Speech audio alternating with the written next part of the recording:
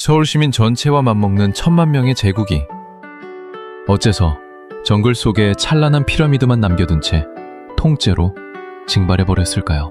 그 풀리지 않는 미스터리를 풀기 위해 우리는 6,600만 년 전 지구로 거슬러 올라갑니다.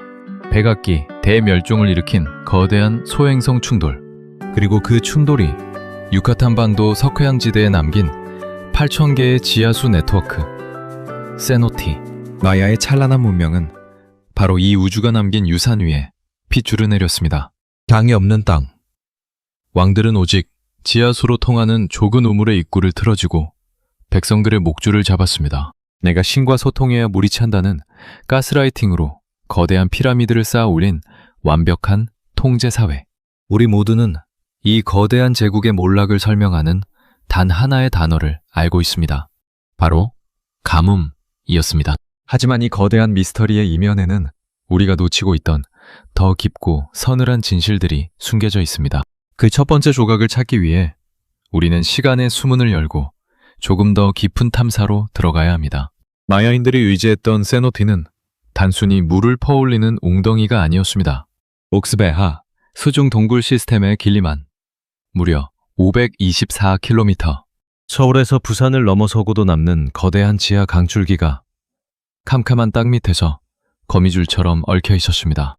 햇빛 한 방울 들지 않는 그 지하 세계는 마야인들에게 생명의 젖줄이자 동시에 공포의 대상이었습니다. 왕들은 이 거대한 수중미로의 입구를 완벽하게 통제했습니다.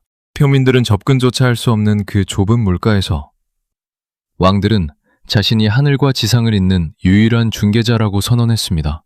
비가 내리는 것도 우물에 물이 차오르는 것도 모두 왕의 기도 덕분이라는 거대한 착시. 백성들은 목마름을 참아내며 거대한 피라미드에 돌을 쌓았고 그 땀방울 위에서 왕국의 권력은 난공불락의 성처럼 공고해졌습니다. 그러므로 우리가 단연하게 믿어왔던 가뭄에 의한 멸망이라는 단어는 어쩌면 그 거대한 권력이 만들어낸 가장 편리한 알리바이였는지 모릅니다. 과테말라라구나. 2찬 호수의 바닥에서 3,300년치의 시간이 담긴 진흙기둥을 파내어 수소 동위원소를 분석했을 때 충격적인 사실이 드러난 것은 바로 그 때문이었습니다. 도시가 서서히 무너지던 바로 그 시기, 이찬 지역은 오히려 안정적인 비를 맞고 있었습니다. 가뭄의 흔적은 전혀 없었습니다. 다른 마야 지역들이 메말라갈 때 이곳은 축복받은 땅이었음에도 사람들은 오히려 기후가 좋아지던 바로 그 해에 짐을 싸기 시작했습니다. 하늘은 편해졌는데 인간의 도시는 무너지고 있었던 겁니다. 그렇다면 무엇이 이들을 떠나게 만들었을까요? 여기서 우리는 두 번째 국면으로 시선을 옮겨야 합니다. 붕괴는 마야 전체에 동시에 내려온 단 하나의 심판이 아니었습니다. 비밀은 내륙과 해안을 잇던 거래망의 거대한 지형 변동에 있었습니다. 마야에는 철이나 청동 같은 금속이 없었습니다. 대신 화산 유리인 흑요석으로 칼날을 만들어 썼고 이 귀중한 자원은 내륙의 강줄기를 타고 도시와 도시를 연결했습니다. 티칼 같은 내륙의 거대 도시들은 스스로 무언가를 캐내지 않고도 그 물자의 길목을 쥐고 있다는 단 하나의 이유로 번영은 누렸습니다. 자원이 흐르는 곳에 사람이 모였고 사람이 모인 곳에 왕국이 섰습니다. 그런데 800년 무렵을 지나면서 세상의 문법이 바뀌기 시작했습니다. 물자의 흐름이 느리고 낡은 강줄기가 아니라 배로 훨씬 빠르고 대량으로 나를 수 있는 해안선 무역으로 전면 개편된 것입니다. 물류의 대지진이 일어난 셈입니다. 바다가 새로운 길목이 되자 매류 깊숙이 처박혀 있던 티칼과 코판 같은 도시들은 서서히 하지만 확실하게 고립의 섬이 되었습니다. 더 이상 상단이 찾아오지 않는 골목, 아무도 지나가지 않는 도로, 자원의 맥이 끊긴 도시들은 서서히 숨이 조여왔습니다. 교역로가 끊기고 자원이 바닥나자 왕들의 진짜 얼굴이 드러나기 시작했습니다. 보남팍 벽화에 처절하게 새겨진 전사들의 난투극과 포로들의 처형 장면처럼 왕들은 무역을 되살리는 대신 더욱 극단적인 무력과 공포로 위신을 세우려 발버둥쳤습니다. 통제가 흔들릴수록 억압은 잔인해졌고 억압이 심해질수록 사람들의 마음속에는 보이지 않는 균열이 넓어졌습니다. 그리고 마침내 8세기 말, 피할 수 없는 최후의 일격이 내리꽂혔습니다. 수백 년 만에 찾아온 전례 없는 메가 가뭄이 유카탄 반도를 강타한 것입니다.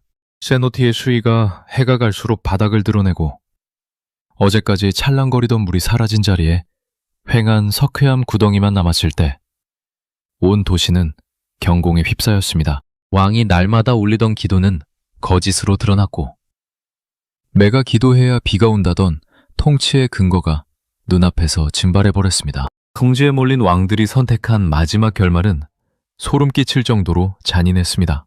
최근 DNA 연구로 밝혀졌듯이 왕들은 비를 구걸하기 위해 세노티의 캄캄한 수중 동굴 속으로 어린 남자 쌍둥이 아이들을 제물로 던져 넣었습니다. 가뭄이 길어질수록 제물의 나이는 더 어려졌고 의식의 잔혹성은 극에 달했습니다.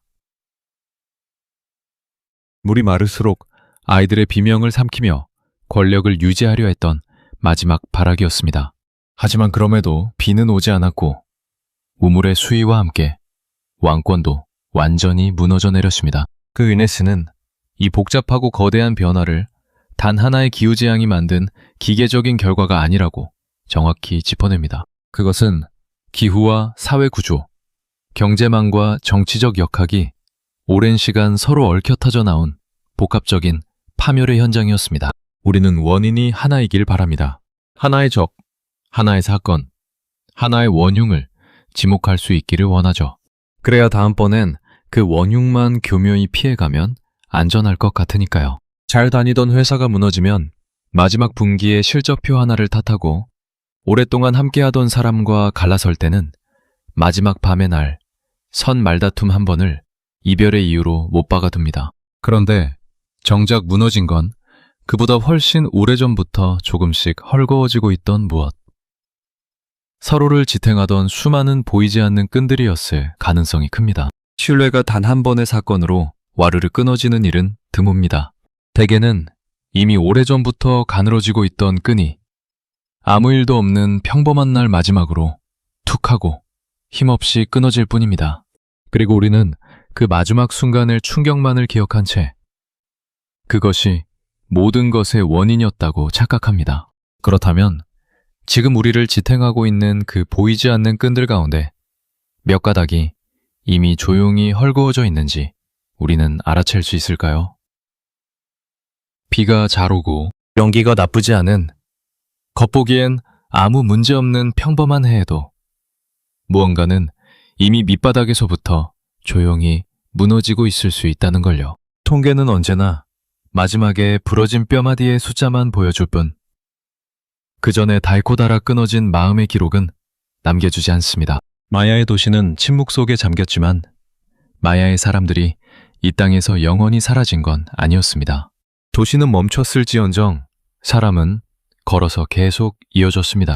유전자 연구는 그 시절의 피가 오늘날까지 면면이 이어지고 있음을 증명하며 유카텍 마야어의 잔향은 지금도 이 땅의 대디 속에 살아 숨쉽니다. 우리가 정글 속 무너진 피라미드 앞에서 느끼는 스산함은 어쩌면 끝의 절망이 아니라 문명이 몸을 바꾸어 살아남은 오랜 변신의 감정에 더 가까울지도 모릅니다. 오늘 하루 우리가 어떤 실패나 몰락을 마주하며 그 원인을 너무도 성급하게 하나로 좁혀 확신했던 순간이 과연 몇 번이나 있었을까요?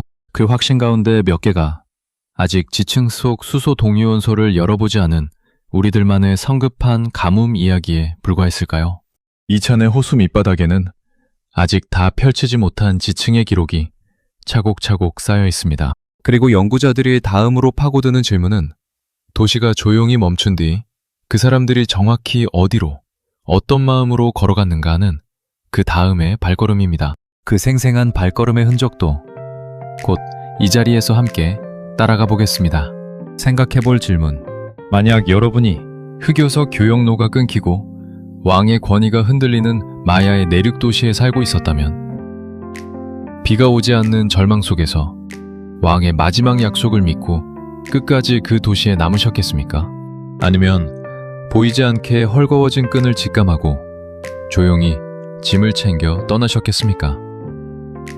여러분이라면 그 평범한 날에 어떤 선택을 내리셨을지 여러분의 생각을 댓글로 남겨주세요. 다음 이야기가 궁금하다면 혹은 지적 만족감을 채우고 싶다면 구독 버튼을 눌러주세요.